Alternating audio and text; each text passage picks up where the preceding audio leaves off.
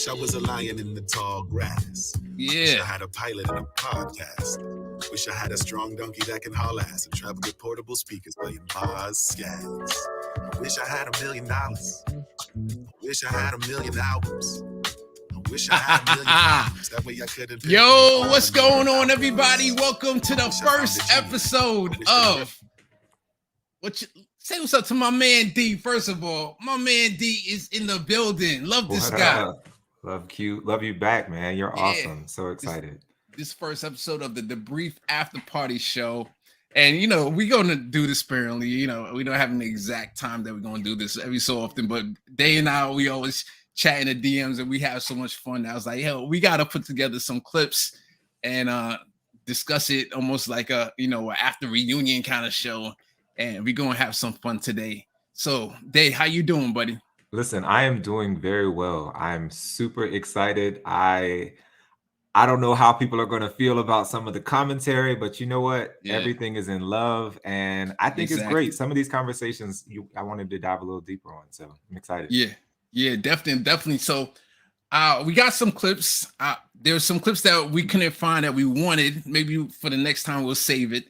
But we got some clips here that we're going to have some fun with.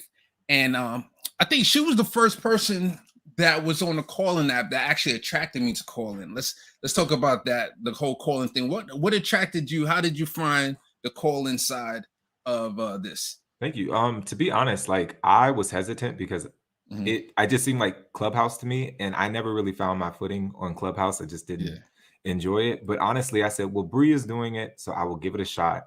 And something about the platform, I love the way that it looks. I love the way that it flows. And I was like, hey, I like this. So I've been trying to tell more and more people about it because it seems like people are just starting to hear about it. Okay, cool. So I'm going to bring up the first clip. And you didn't even know that I'm going to bring this clip up. I found this clip that we talked about. Yeah, it's a funny way to start off the show. Hopefully if Bri's watching. Hopefully if Bri's watching, she don't just cut off the show after this. We're going to continue having fun, Bri. Don't worry. All right, here's a clip. It's not all, personal feuds. Oh, okay. I'll probably look into those. But we definitely, us Kenyans in Kentucky would also like to revoke your personal shimmy card. I think that could take some work. We laugh. Oh, my God. Hilarious.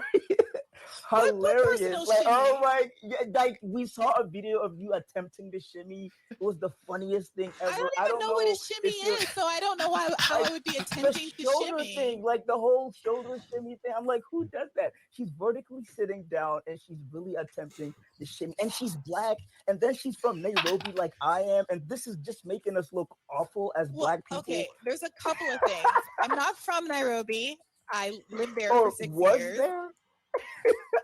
Two, I don't know what you're talking about because I literally don't know what a shimmy is in terms of a dance specifically you seem to be alluding to.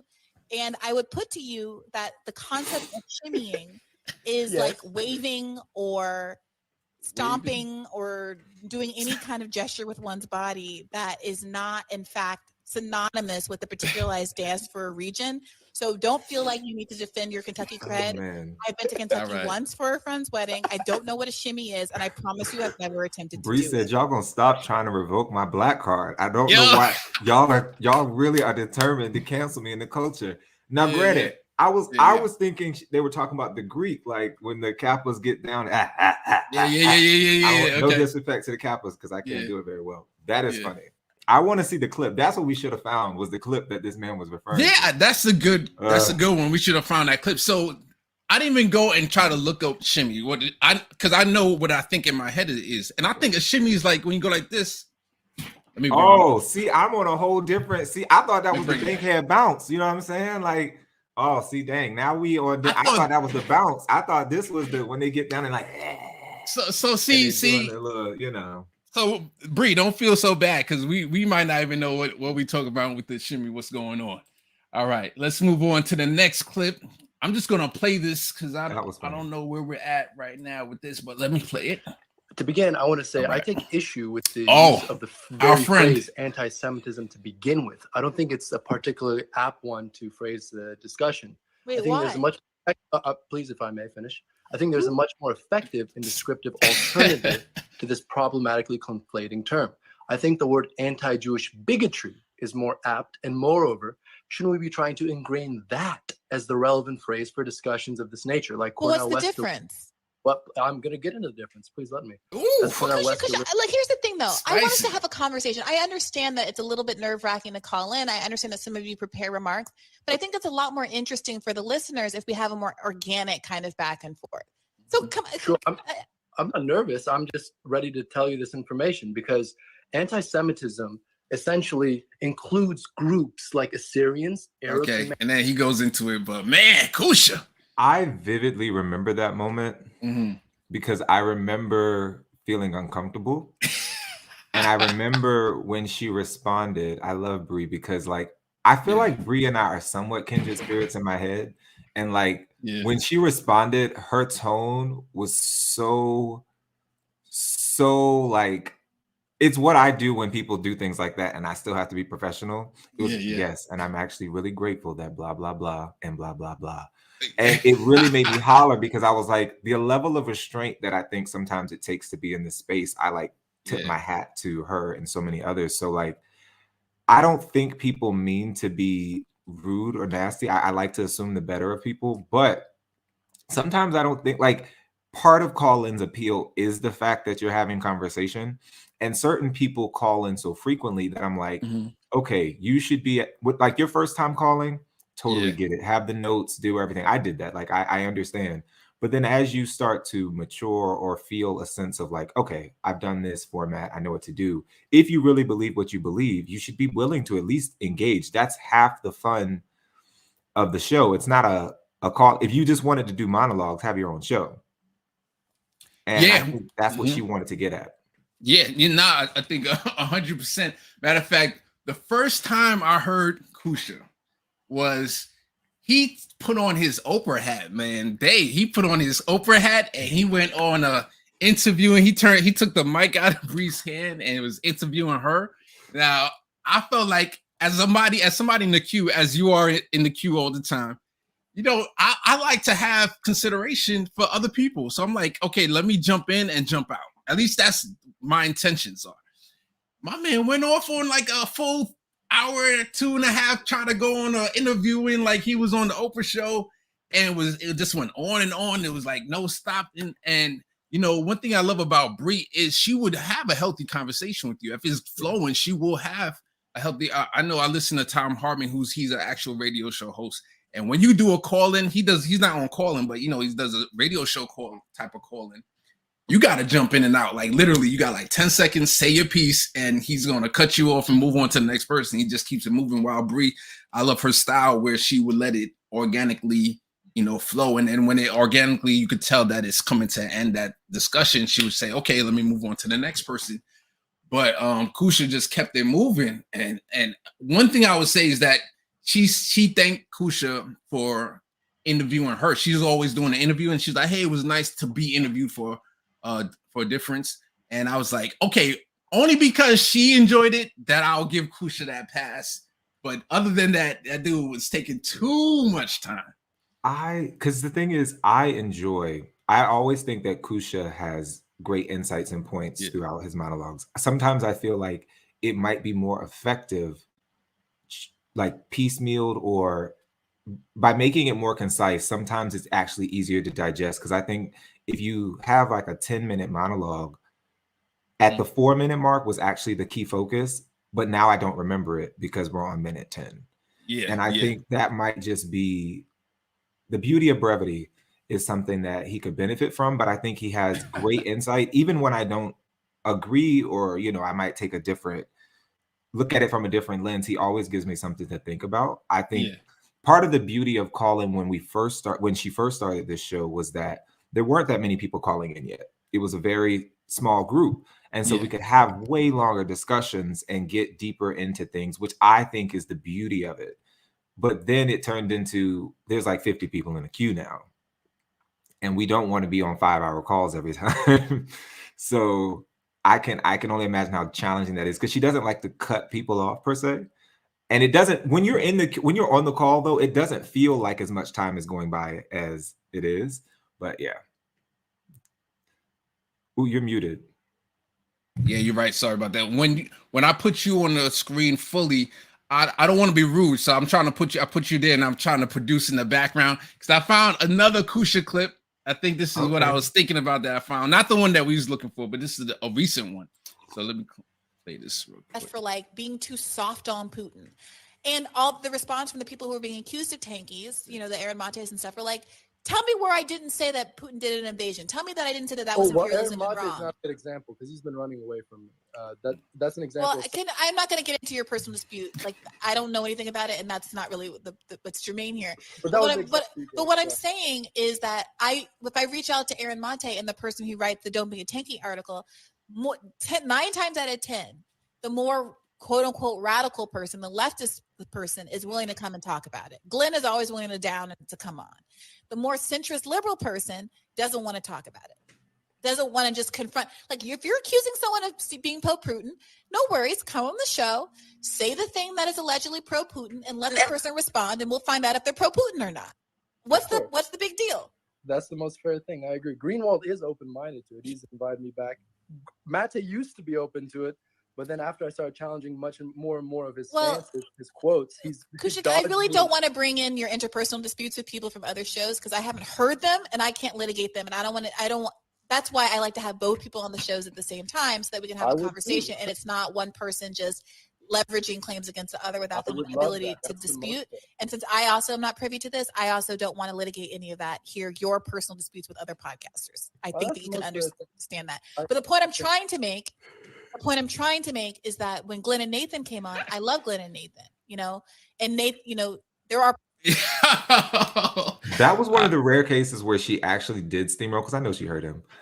She steamrolled intentionally because I don't think, had she not done that, it would have continued to go in a circle. So kudos to Bree on that one.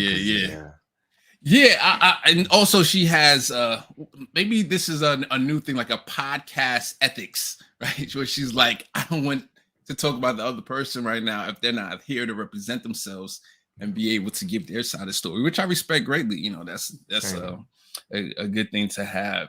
All right. So let's we did some spicy stuff there. Now we're going to talk about some politics. We're going to bring up some clips and maybe do some more discussing between us. And let me see if I can find it real quick. I'm sorry, Dave. Go ahead if you have anything. Oh, here, I found the clip. All right. Well, I think that's the point. It's like the Democratic Party being this machine that it is. And let me just preference this. This is Katie responds to Seize the House criticism, and Katie Helper's talking right now. All right. It's a 2-minute clip. Is the whole point of doing the bait and switch, like political bait and switch, not in the way that we usually use that term, but let's say running as a Dem and then switching to independent or third party. The whole point of that is that you don't want to arm your enemy with the knowledge that you would do that. Right. Because if people knew that, they would go to all sorts of lengths to prevent this person from having any time on stage. They go to all sorts of lengths to get this person barred from the debate stage, kicked out. And I think that kind of speaks to the real struggle here, which is that we are playing on 2 levels. We're trying to get as much as possible out of the system while acknowledging how fucked the system is. And it really is and multiple prongs, I think. Yeah. Mm-hmm. Eric? And I actually agree with what that's exactly what Katie said is what I would agree with. I think if you lead with that, you open yourself up to legitimate attack. Because we also have to understand, if you're going to run in a Democratic primary, you're running against Democratic voters who have an innate emotional. Bernie's not a Democrat, right? Yeah. Bernie. A lot of people were viscerally offended, and not just Eve Bartlow or whatever. Real people who aren't ops.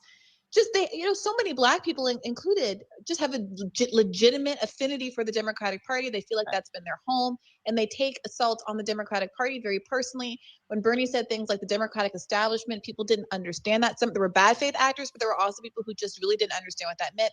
And I would agree that that's a political education campaign that has to be ongoing, and we can't rely on getting all that messaging done within the context of the campaign cycle. And we should try to help change how people see themselves in relation to the Democratic Party all the time. Yeah, I'll stop it there. But yeah, basically at that point, what you think about that? I love that clip because it's something that I have been struggling with in terms of how I communicate with people about, you know, as I've had my own political evolution, I think about it. I was one of these people, like Democrats good, Republicans bad. And I mean, that's not that far ago in my past. And I think that sometimes, similarly to like critiquing Barack Obama, like a lot of Black people have an emotional tie to him because he was the first Black president. Like critiquing him, even substantively, feels like a personal attack. And I had to realize, like, when it comes to it's learning to separate the two. Like, I'm not saying Obama was a bad person.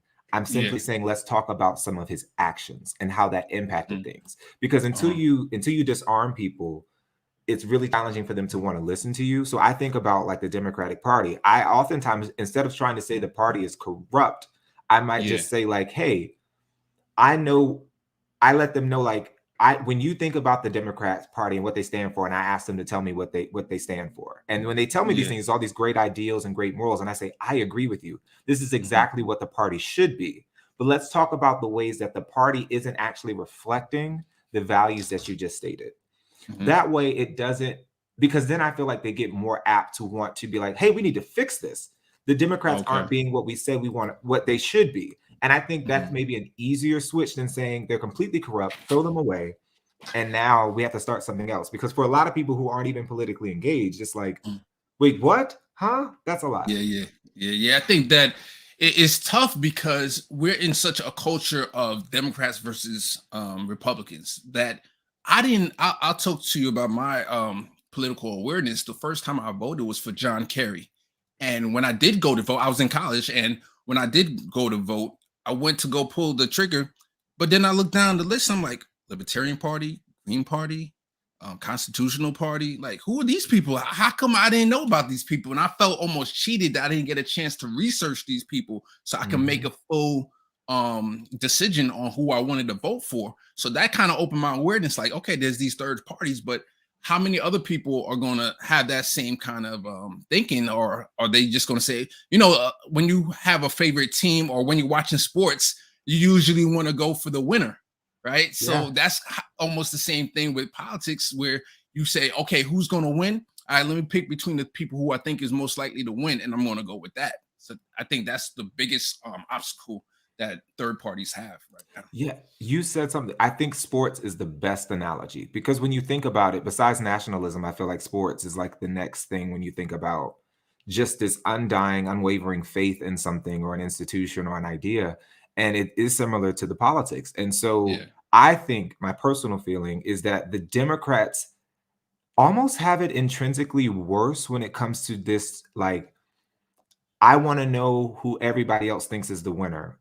In a way that when I talk to my Republican friends, they don't necessarily think like that. Like the friends that I had that voted for Trump, they didn't care that other people thought Trump was crazy or that he was this, he was that, or sexist or whatever. They was like, this is who I resonate with. This is who I want. But whenever I'm talking with my Democratic friends, I'll say, oh, I really like this person. They should run. I don't know. Some people wouldn't vote for them and blah, blah, blah. And I'm like, would you vote for them? Like, I don't get it. That's really hard. Yeah, and maybe that's how a guy like Donald Trump could get elected, because like another thing, I always look at what the other side is doing successfully and then try to flip it for us, right? So what if you had a Bernie Sanders who was like a Trump, right? Trump and Bernie Sanders was very similar, except for a certain point they branched off. And I'm not talking about politics at all. I'm talking about the style. I'm talking about the strategy of running, right? So Trump, initially Trump was a Democrat, a New York Democrat who donated to both sides, right? Democrats and Republicans. Then he decided at some point, he said, okay, I got to run. I want to run. Which party should I run for? I'm sure, man, what's that guy's name with the blonde hair that I'm sure convinced him to run? I can't think of his name right now. Bannon? It's not Steve Bannon. He has the, on the back, he has a big tattoo of Nixon. Anyway, he probably convinced him, and he was a Republican, so he probably convinced him, say, hey, come run as a Republican and we do this such and such strategy. He said, okay, I'll run as a Republican. So here's a guy that's, you know, third party, independent minded. Now he says, let me, instead of doing a third party running on the Reform Party or something else, or Libertarian Party. Let me run inside the two-party duopoly. Let me run as a Republican.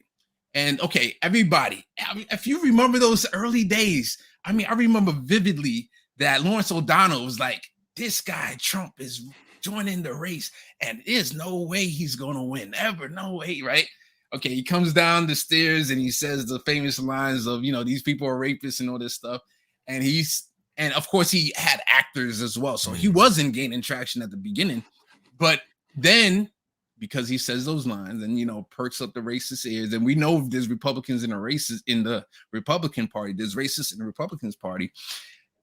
He got his 20% like off the bat, those 20% of the Republicans. And I'm sure a lot of Republicans, this guy will never win. And that's why it was so low initially. Yeah. But that's all he needed, right? So let's go to the Democrat side. Bernie, he jumped in the race. He had a very low amount of a percentage until I think it was like the debates he really took off, right? And that's when people saw it was just like 3 people in the debates with Hillary. I'm talking about back then with Hillary. So there's not that many. Usually if there's like 20 people, you can dilute, you know, the amount of time somebody could talk. That 2020 primary was the fool. Yeah, 2020. Remember back in when Obama first ran, what was that 2008? It had a ton of Revelle was on there, Dennis Kucinich was on there. It was a ton of people was heavy hitters. Yeah, diluted the time. But anyway, yeah, so he was able to gain that little it's like they were going on the same track, but the key difference, and then we're going to move on, was basically when the Republican Party saw Trump was coming. It's like, oh shoot, Mitch McConnell, oh shoot, something's going on over here. This guy's come building momentum. All right, what we gonna do? We don't got no super delegates on our side. What we gonna do? And they started scheming. Now it came to, they went to Trump and was like, hey, you know, they trying to scheme. Roger Stone, thank you, Tony Plow. Oh, thank you. So, that's it. Yeah. And much love to the chat real quick. PJ Holly, what's up? PJ Neat was in the building. Alan Amberster.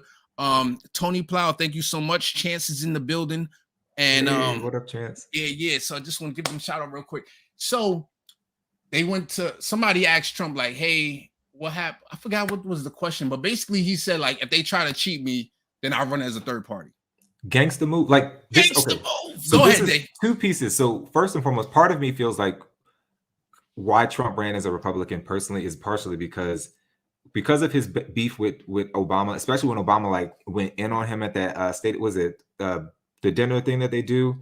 And Obama gave that speech, and he he went hard on him. I think conference. Yeah, I think that's when he definitely decided I'm going to run as a Republican just to. Really? Okay. A lot of people have that speculation. But go ahead.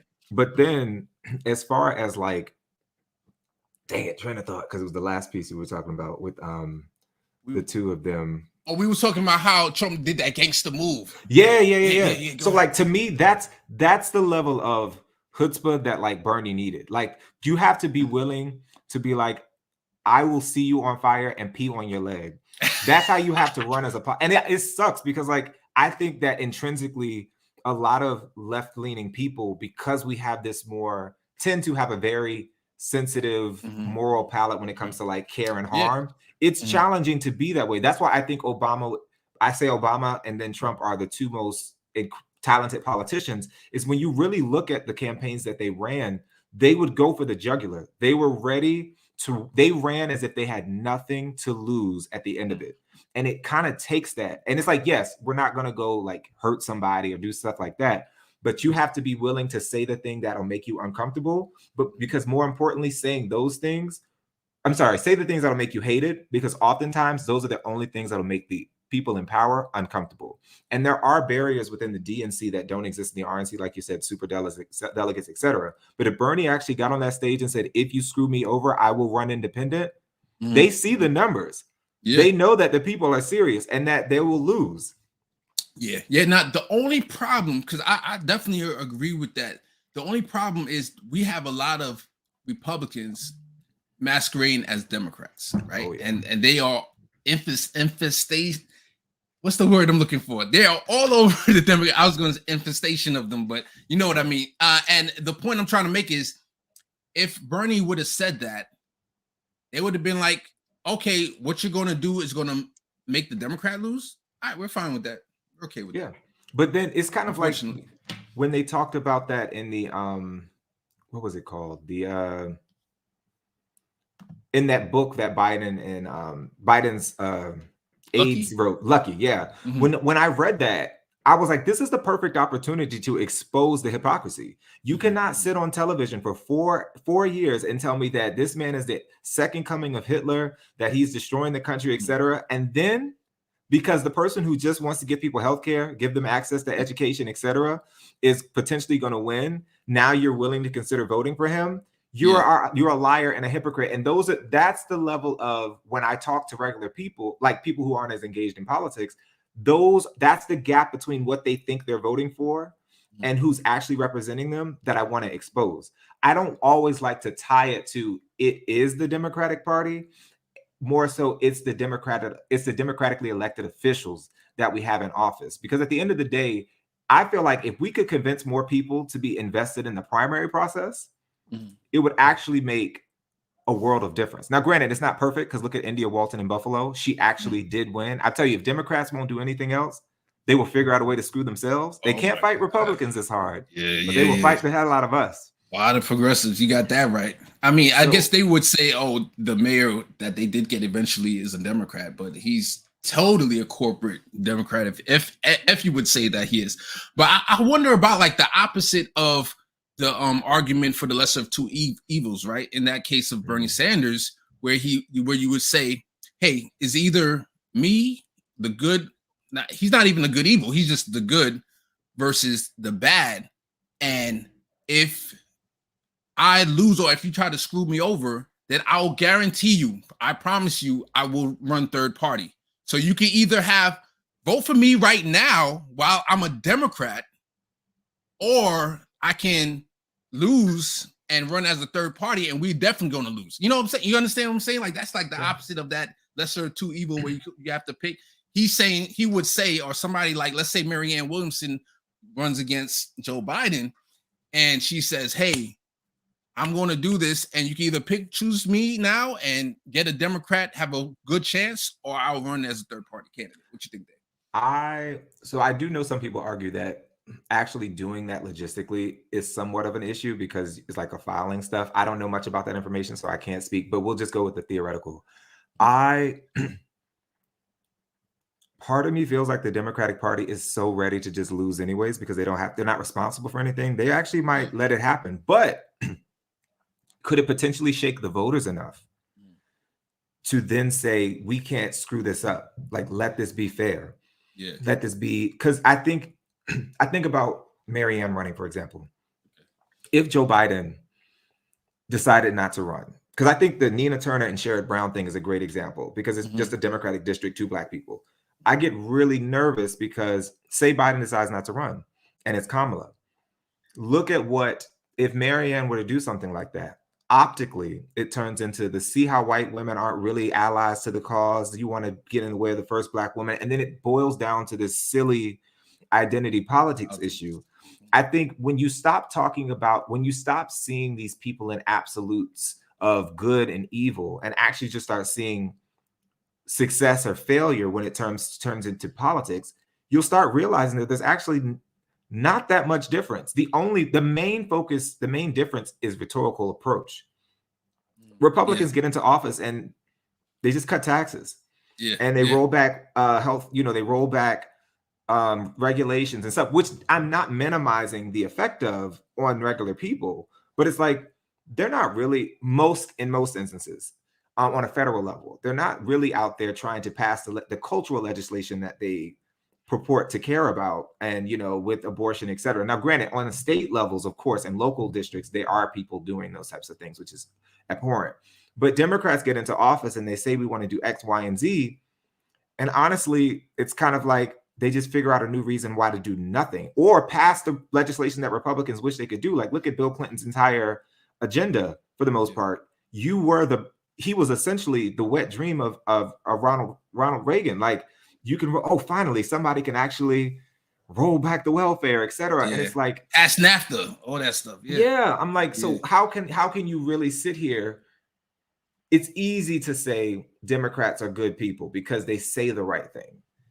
It's harder to defend that statement when you actually have to talk about their record. Well, they didn't do it as bad. Okay, great. If one person breaks my nose and the other person busts my lip, yeah, I might not need surgery for my lip, but I'm still mad it's bleeding. Yeah. How about nobody hit me? Yeah, no, 100%. I agree with you. I think that Biden, as much they were fighting hard to get the majority in the Senate, because they did try very hard, but I don't know if they were expecting to actually get it. You know what I'm saying? So when they actually got Warnoff and Josh Ossoff to win, and they were like, oh shoot, we got power. Like how are we going to manage this now? And it's okay, no worries. We'll go back to the old tricks, right? Which is you get those corporate Democrats to be that buffer. Obama. Do you remember that everyone was complaining like, oh, Bernie's going to have all this power? The Democrats were upset that because they don't count him a Democrat until they have to say that they have a majority. But then they got all upset saying he's gonna, now he's just going to be the socialist agenda and blah blah blah. And meanwhile. It's exactly what we were saying on the left. Like, no, you have to deal with Manchin. That's what you have.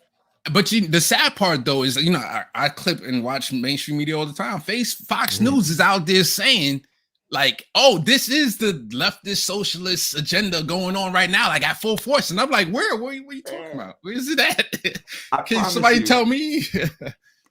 Listen, I wake up every morning like, dang it. I still didn't see it even in my dreams. Like, please let me know where it's at, because like, if we actually had that, I probably wouldn't even have to listen to half these shows. I'd be walking around skipping like, got healthcare, got Medicare for all. It's like when they say those things often, I'm just like, I wish somebody was there to just be like, such as. Yeah. All right, so I'm gonna play this next clip, which is I'm gonna start calling it the person. You watch Harry Potter? You're Harry Potter? So I don't want people joking, man. I know, and Bree, I don't necessarily agree that it's bad. I like Harry Potter, but it's been a while since I've seen it. So no worries, but they had the main evil villain named Voldemort. There you go. So he who shall not be named, right? Yes. So this person is gonna be, when I'm around Bree, he who should not be named. Like some of my exes, exactly. I'm not bringing this person up no more. Don't listen to Roland Martin very often recently, but there was a time that I really listened to his show on YouTube, and I forgot in what context, I forgot the video, but he said, hey, if someone asks me how to get in favor, with the Black community, they would go to this particular journalist conference. I forgot what he said, and they would go to this particular magazine, and he did name. No, they all do that. Everybody goes to the National Association of Black Journalists. Everybody goes to all of those things, and he doesn't. People like Roland Martin, and we should talk about this. I would love to go back on his show again. I did go back on his show in the context of the campaign, and to be honest, I felt like he was extremely unfair to my position and Bernie Sanders' position, and now he gets to have Joe Biden, who doesn't give a shit what Black people want. So he's reaping what he's sowing. So the idea that he's going to give anybody advice when he spent the entire campaign bad-mouthing any candidate that even had a chance of doing anything to help Black people, disproportionately poor people in this country, he has a lot of fucking nerve, is what I have to say about that. All right. On that last note, I hope I didn't piss you off too much, but much love to you, and thank you for. I was like, abort. Listen, we're never bringing that name up again. Okay, so in fairness, I did used to watch some of his clips. I watch him all the time. I still kind of watch him here and there. Go ahead. Given what you do, it makes total sense. Like, you are a masochist, and so at that point, I understand.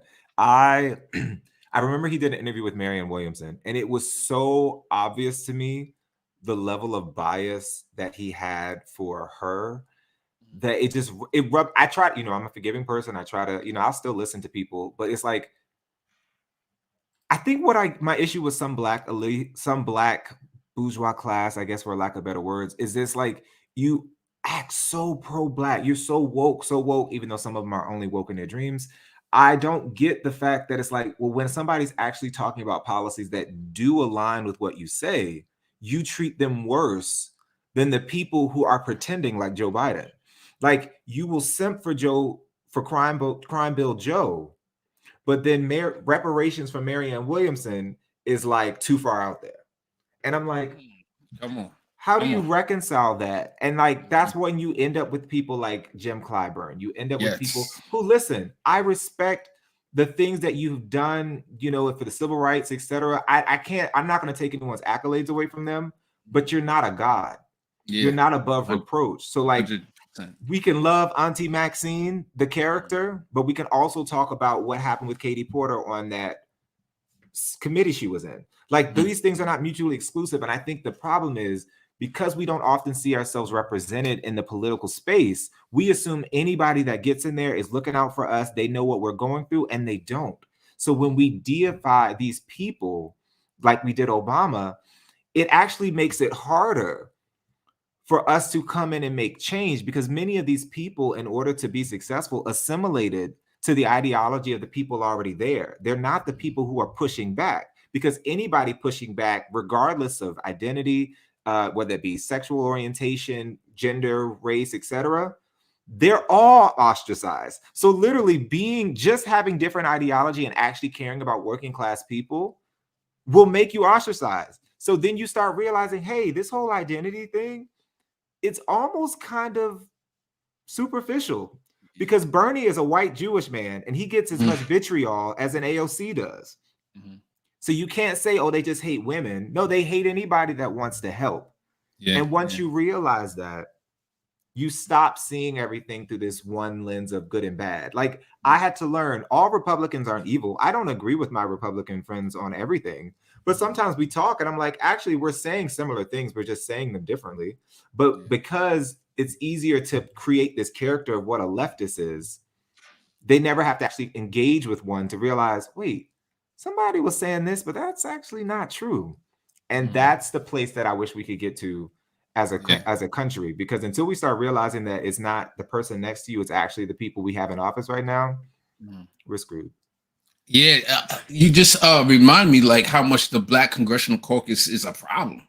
Like, you know, when you go back historically, how they were for the crime bill, you know, at some point, and they were for all of these various problematic laws. I mean, we need radicals to be in office, like, and people who are, you know, true radicals in the sense of being able to be outspoken and take on the ire of their own party and be able to withstand it. You know, like I always go to Kashama Shawant, who's a person that, I mean, my perfect person would be, first of all, you have to gain power, right? So unfortunately, there is when was the last time a third party got power in Congress, right? So I'm going to go with, and hopefully they do, and I'm for third parties. And matter of fact, I'm going to be on the third party summit coming up this weekend that Compton J from Revolutionize Blackout Network. Yeah, this weekend.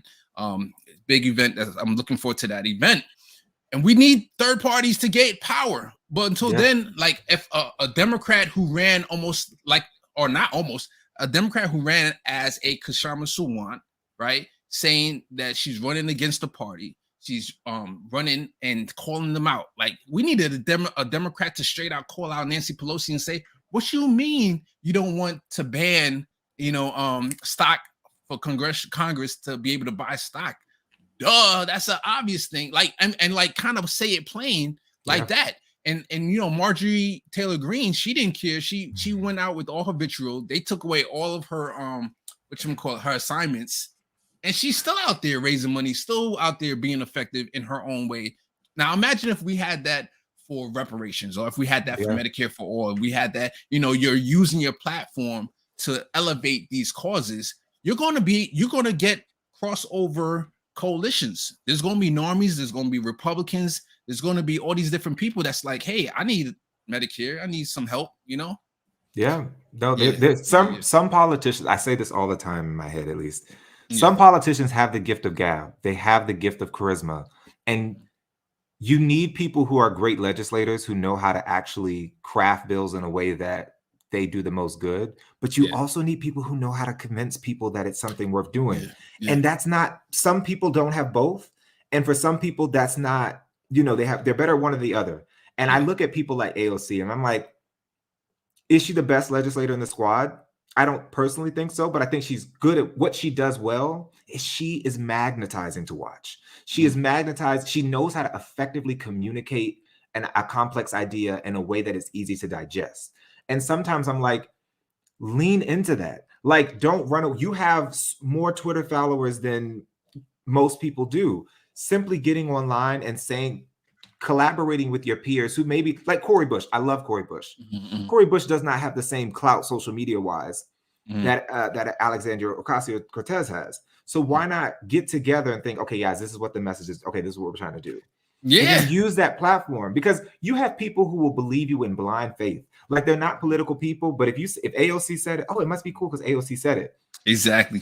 But You're when right. you start capitulating or trying to play footsie, because the problem is I can go outside and I can yell Medicare for all and I hear cheers. But when I go inside these chamber halls at Congress and I'm at work and I say that, all I see are eye rolls. You have to be willing to accept that, because your audience and your support system isn't in that room with you. Your job is to find those people. Your job is to make those bridges, but it's also to build that coalition outside of that place. Because when that person has to go home and to their district, or they have people showing up to the voting booth, they should feel so much pressure to support what you're doing that they have to come out there and say it. Otherwise, they know that they'll be primary, because you've built such an infrastructure and a support system outside of Congress that you could show up at their district and be like, hey, y'all, your congressperson doesn't support this, and I have a candidate here who is running on that. Vote for this person. So I have a theory, Dave, that since Bernie ran in 2016, every cycle we get someone that's a little bit more radical. So meaning that after 2016, 2018, we got AOC in the first squad members. Then 2020, right? We got in the next class, we got Jamal Bowman and Cori Bush. So Cori Bush did the thing on the Capitol stairs, where a lot of people call it performative, but to me, that is performative. Politics is politics, right? Martin Luther King did the march on everywhere. This march on Selma, march over here, the bus sit-in, like all of this is performative. Sit-ins were performative. Like sit-ins, you're trying to get eyes on a situation to expose an injustice. So Cori Bush, I think, was the first time in a long time. I can't think of anybody else that did a masterful job of doing that. Now, I wish she would have went further, like say, we're going to stay out here until we get such and such, right? Or the next step would be, we're going to stay out here till we get Medicare for all. Like, so that's, you need more organizing for that. But I felt like, okay, we had AOC when her first day, she went to Nancy Pelosi's office.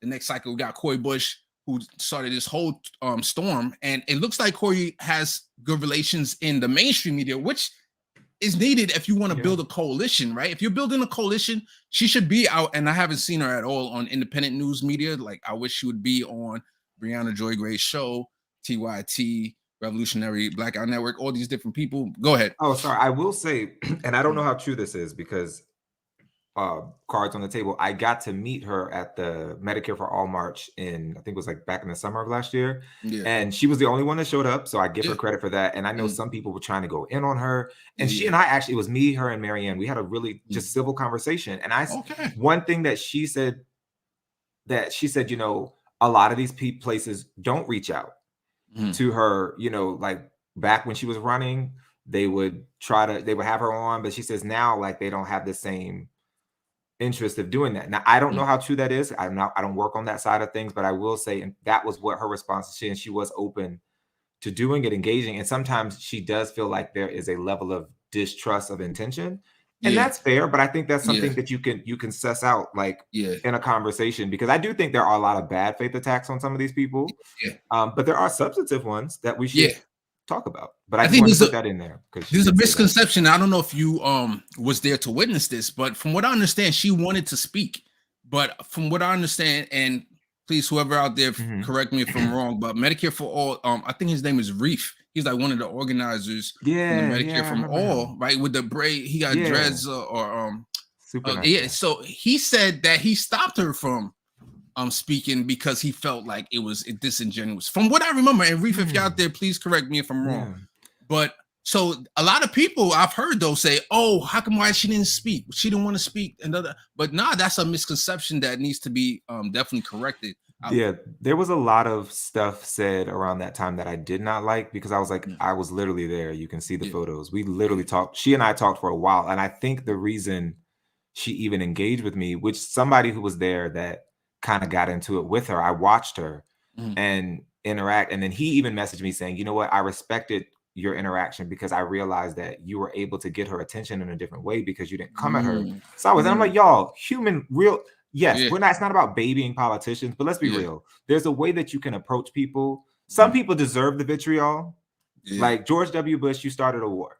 Yes, like you deserve the you deserve all the smoke. But 100%. like these people, sometimes you can catch more bees with honey. And like I just kind of came at her like, hey, this is what I think the grievances are with people. And we just were able to dialogue back and forth. And I respected that about her because then it gave me some thoughts to think about for her. But then I like to believe that she walked away thinking like, oh, because instead of her getting defensive and clammed up because everyone's saying you're a sellout, somebody came to her and said, hey, let's talk about this. And she was able to see some validity to the critique. Yeah, 100%. Dave for Congress, man. What we doing this, baby? When we doing this? Watching her, I was like, oh, is that how people are going to act every 2 seconds? Like they just want to come. I'm such a non-confrontational person in real life, so it's just like, this would be. You got to have a thick skin, I'm sure. Listen, tight. I'm talking about some. It should be gray up the arm. That's how thick the skin got to be. And I'm like, Dave, we're gonna give some love to the chat, and then I have a non-Bree clip just because we was talking about Cori Bush that I clipped recently from. She was on the Breakfast Club that I just want to is a couple seconds, but let me give some. Breakfast Club? Yeah, on YouTube at least. Yeah, what's up? How did I not see this? I'm sorry. I'm so excited. Let's get to these. I'm sorry. Okay. Yeah. So much love again. Say PJ Holly was in the building first. PJ Neat, Tony Plow, Razel the Great, Derek was in the building. Who else we got? Some people joined us towards the end. Devotion Orange. Much love to every. I'm sorry we couldn't get to everyone's comments, but we gotta head out. We're about to hit the hour mark to get out of here. Wow, that was quick. Yeah, that was fun. Dave, did you enjoy yourself? I did. Like I didn't even. I apologize. I don't look at comments yet. My skin isn't thick enough to look at the comment section, so I leave that to you. But big ups to everybody who watched. Like it amazes me that people will spend their time with us, and I hope that you guys come back and we get to do it again because this is super fun. Hey, if you enjoyed it, I promise to be a little more organized. There's some clips that I knew I wanted to get. We're gonna get this right next time. We get some more clips, but let's end out with this clip from the Breakfast Club with Cori Bush. Why do Democrats always let the right like co-opt their slogans like defund the police instead of just simply explaining what defund the police is? Right. Forget the slogan, just explain what it is. Why don't they do that? Bipartisanship. That's what I hear all the time. Oh, it's bipartisanship. We got to make sure that we don't upset them because when they come back into power, they're going to mistreat us. Well, they already mistreat us. Mm-hmm. They do whatever they want. They're doing that now, right? And they don't care about bipartisanship. No. So why I'm really confused on how that works. Yeah, I don't get it, and that's why I don't play with it. Mm-hmm. That's why I don't play with it. You know what I'm saying?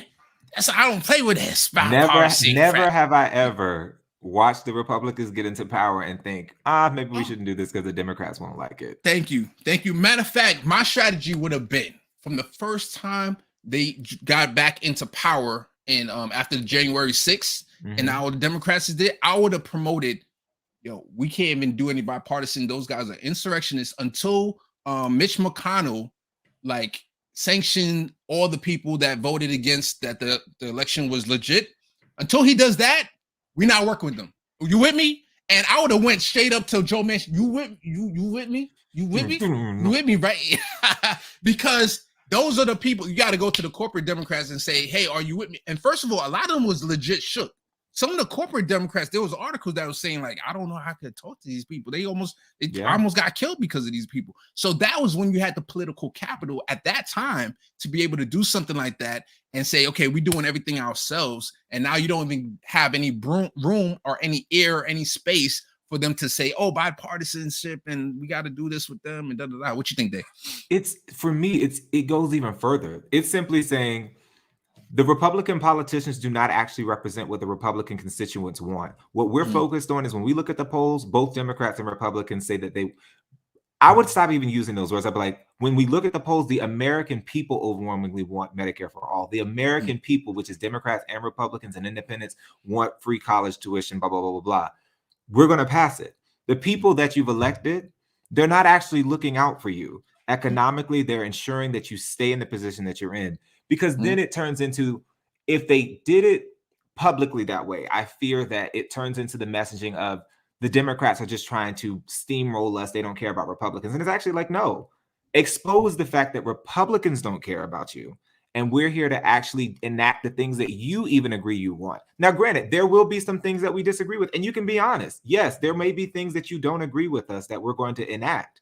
However, when people start seeing the material differences that they have in their life, when I'm booked, busy, and doing stuff, I don't have time to sit around and worry about what other people are doing. But if you take away everything that brings me joy in life, I have nothing to do but sit around and mope and then get upset when somebody takes advantage of that sentiment or emotion and direct it towards the wrong thing. And I think that Democrats, instead of taking that energy and focus, because actually you saw even Republicans were like, this is a fool. The January 6th stolen election thing was a fool. But instead of capturing that energy and funneling it in the right direction, you end up turning into the shame game, talking of trashing people. They're stupid. They're this. And I'm like, this isn't productive because somebody's family member was out there. And they might not agree with that, but how you talk about that person can show. I always say this, Democrats have to have a space for atonement to welcome people in their party, because if you always have this elitist attitude, what are we going to do, you know? And I agree with Alan, actually, that sometimes American people, part of my long-term goal in life is to be able to make it so that when we say that's not the case. Like redefining what American looks like. Like I am a believer that injecting some patriotic language into the left is important. I try to make the distinction between patriotic language and nationalist language, because I'm not really into that style of things, but it's okay to play team sports. It's like, it's okay to have that sentiment. And I actually think we're setting ourselves back by not doing it, because I view myself as very patriotic because I want America to be what it said it is. Yeah, 100%. Dave dropping the mic on that one. And as we end the show, hey, I wish I was a comedian. Yeah, so much love to everybody in the chat. Thank you so much for coming through. Dave, thank you so much for coming through. We have to do this again. I don't know when, but we'll chat. We chat in the DMs. Bree. Listen, if you ever feel like coming on to kind of talk about stuff that happens on the show, you can come too, right? You know, hey, nothing wrong with that. So Dave, stay around. I'm gonna end the chat, but stay around for a moment. Thank you. I'm ending the stream now. Much love. You could have been anywhere, but you're here with us, and I appreciate that. Adios. I wish I had a time machine.